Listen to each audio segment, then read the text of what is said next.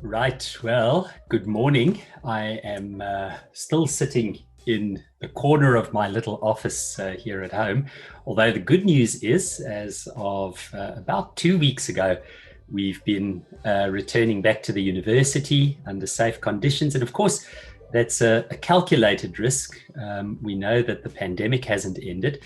But yeah, and we don't have vaccinations. South Africa fits amongst those poorer nations in the world. And so we don't have widespread vaccination, but we are having to work out how we are going to care for our students, many of whom can't afford equipment or access to the internet. And so, excuse me, if we are to teach and train and form them, we do have to be as careful as we can. And so, yeah, we've been teaching what we call hybrid classes with about 50% of our students applying to come back to campus, and the other 50% who do have means to do so participating online. So I've been spending about 4 days a week in the office, but today I have an online conference all day, so I'm here at home.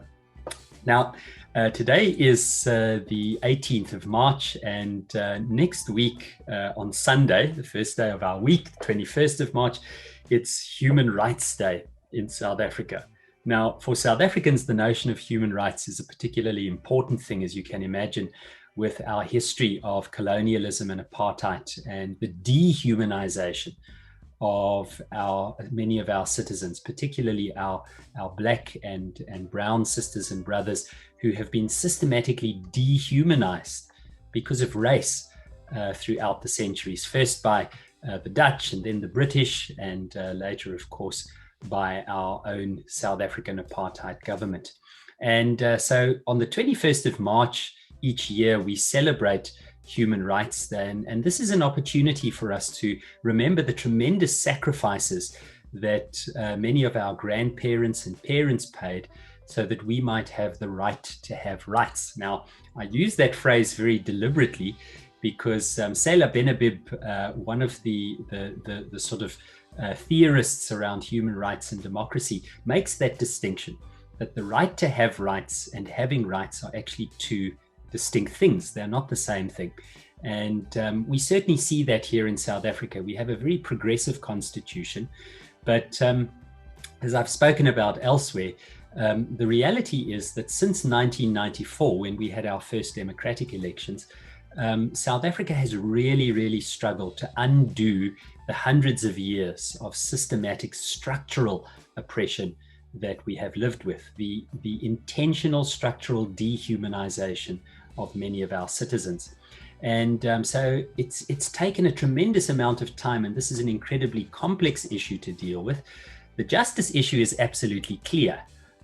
We know that the system that we currently have is unjust, the ways in which we live, that the levels of economic inequality that we live with are unjust, that the levels of poverty that we live with are unjust, that the hopelessness that our majority young Black population feels at being unemployable, not being able to have the dignity to be able to work and provide for themselves and for their communities and families, is an untenable and unjust situation.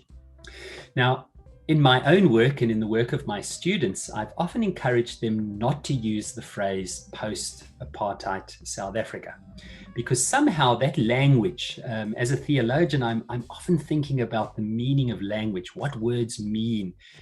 That language that we just tend to allow to roll off our tongues so easily is completely disingenuous. To say that we live in a post-apartheid dispensation when we still face the problems of racism and white supremacy and white privilege, when spatial separation of Black and white South Africans still means that the white population lives with too much, when the majority of our Black population doesn't even have enough to survive.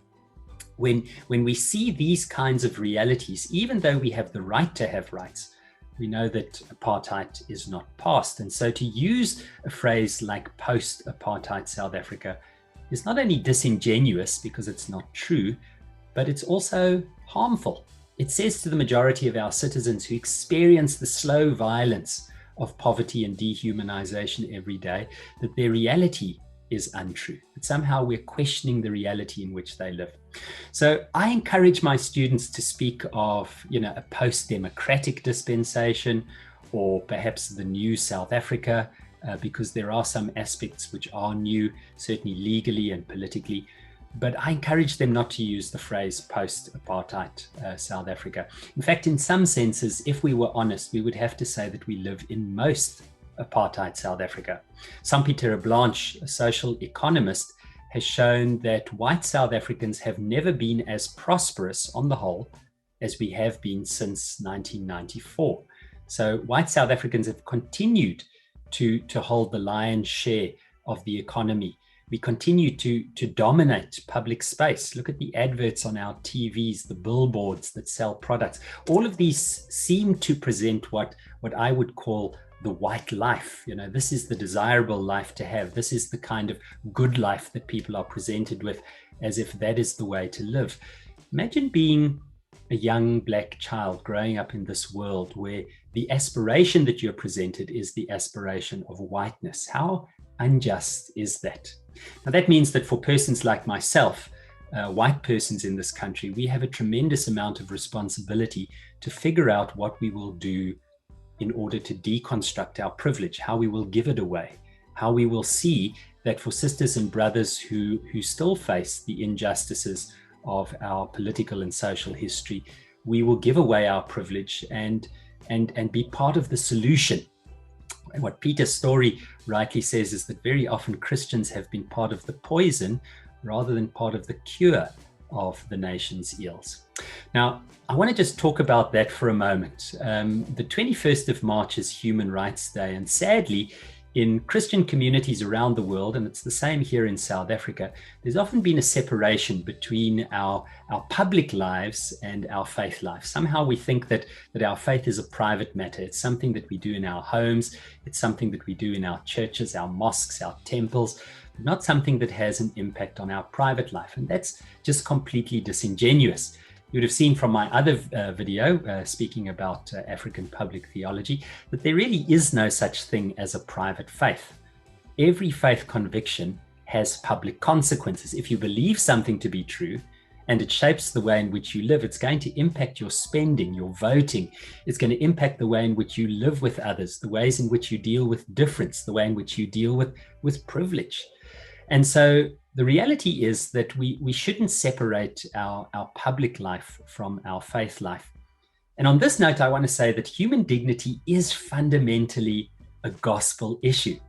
On the 21st of March, as South Africans, we need to recognize that the dignity that we are speaking about is something that God gives us, that dignitas, that recognition of the value of the human person. Is not something which is measured by our economic status, certainly not by our race, our gender, our sexual orientation. It's something which is given to us by God. The fact that we are bearers of the image of God means that we bear the dignity of who God is. Now, I was struck by a particular passage that I read this week, and I did a little talk on this on the radio this morning. Every Thursday morning at 8:15, I speak to my friend Brad Kirsten on the radio. And I'm thinking specifically about Mark 5 from verses 25 to 34. This is the story of the woman who had been bleeding for 12 years. And this is a very important story to help us to understand the relationship between the gospel and human dignity. Now think about it for a moment. This particular woman in the story comes to Jesus, and we almost read as if she's healed by accident. She goes to Jesus in the midst of this crowd, and she does something which transgresses social and religious boundaries. Because she was unclean, because she was bleeding, she shouldn't have been in public, according to Hebrew law. Everyone who touched her, knowingly or unknowingly, was made ritually unclean. And so she goes creeping through the crowd to find Jesus in the hope that she will be healed. And she's right. The moment that she touches the hem of his garment, we are told, her bleeding stops and she is healed. Except someone noticed. And that someone was Jesus. And Jesus, of course, asked the question. He says, "Who touched me?" And Peter, who later would deny him, says, "Master, people are crowding and pressing against you. Everyone is touching you. But Jesus says, someone touched me, and I know this because power has gone out of me. Jesus is talking about the fact that when the woman touched him, she became healed. Now, the woman, seeing that she couldn't get away unnoticed, comes to Jesus' feet, and she comes trembling. She feels as if she's done something wrong. There already we can see the tension in this narrative, that the social exclusion of this woman because of her health status, something she didn't choose or control, weighed so heavily on her that she was afraid for her life. We read in Luke 8 verses 45 to 48 that she falls to her knees, and Jesus looks at her with love and says, "Daughter, your faith has healed you. Go in peace." Aren't those wonderful words? Go in peace. Now, at first glance, this may seem like many of the other miracle stories that we read about Jesus in the Gospels, but it's important that we understand it in its historical context. According to Levitical law, a woman who had blood flow, whether due to her menstrual cycle or illness, was ceremonially unclean. And in fact, if that woman touched anyone, or her clothes were touched, or the bed on which she slept was touched, anyone who came into contact with her also became unclean. Now, for the woman and her husband, they weren't allowed intimate relationships. And this was a very, very sort of exclusionary, emotionally, physically, socially exclusionary reality. She would have to wait 7 days after the bleeding had stopped, and on the 8th day present herself to the priest. And after the necessary rites were performed, she could become clean. Now, we can understand that for this particular woman, she knew that if she was going to touch him, she would make him unclean. And she would, if discovered, be in serious trouble. This was a famous rabbi. And her presence alone in the crowd was a scandalous event. The fact that she would dare to go into a crowd unclean. But as both Mark and Luke tell us, something miraculous happens. Instead of Jesus becoming unclean in her touch, she instead becomes clean by touching Jesus. But the important thing I want you to notice in this is that this was more than just a physical healing, a restoration. It's a whole person restoration. Her condition had made her a social outcast. Now, Luke doesn't tell us her age, but it's likely that if she'd been bleeding for about 12 years, she must have been in her late teens, or certainly mid to early 20s. And so she wouldn't have had children or a husband. And this would have placed her in an incredibly vulnerable social and economic situation, because women in the time of Jesus had no rights other than those of their husbands. Now, I think many of us have heard this story before in a very one-dimensional way. We see it as a sort of forgiveness of sin. And of course, the gospel is about that. The gospel is about the forgiveness of sin, but it's also about something bigger than that. It's not only about personal sin, it also has to do with healing structural sins, structural evils.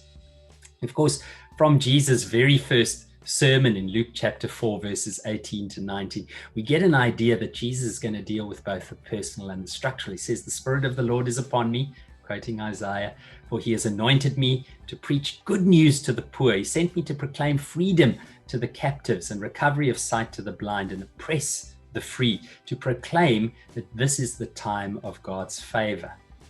Now, this is what struck me. If you look at the healing miracles of Jesus right throughout the Gospels, you'll notice that there is one common thread that runs through them. The leper who comes to Jesus can now return to the city. The adulterous woman who was condemned and outcast is now no longer condemned. The demon-possessed man who's living amongst the graves, feared and shunned by others, can return to his family. And the hated Samaritan, the supposed other, the political opponent, now becomes the hero of the story. And so I hope that you can recognize that one of the central tenets of what we are learning here is that in the ministry of Jesus, he goes about restoring people's God-given dignity, what we've often called the imago Dei, the image of God within them. And this has both personal and political consequences. So my friends, I hope that as you think about your own life, you won't make the mistake that I and so many others have made of separating faith and public life. And I hope that you'll recognize that human rights and human dignity are a gospel issue, because they were a gospel issue for Jesus, and they should be a gospel issue for us. So as you live your life, as you relate to one another, let's find ways to bring those who are on the margins into the center. Let's become critical. Let's become suspicious of systems that choose to exclude people based on race or gender or economic class or sexual orientation. And sometimes those systems exist within public life. They're political or cultural systems, but sometimes they even exist within our churches. They're religious systems. And let's do those 4 things that I've spoken about. Number 1, name the truth. Live by the truth. Refuse to have half lies and half truths. And wherever you see something that's untrue, name it. Number 2, bind up the broken. If you see anyone who is suffering, do what Jesus did. Allow them to be healed. Send them away in peace. Do whatever you can to restore them.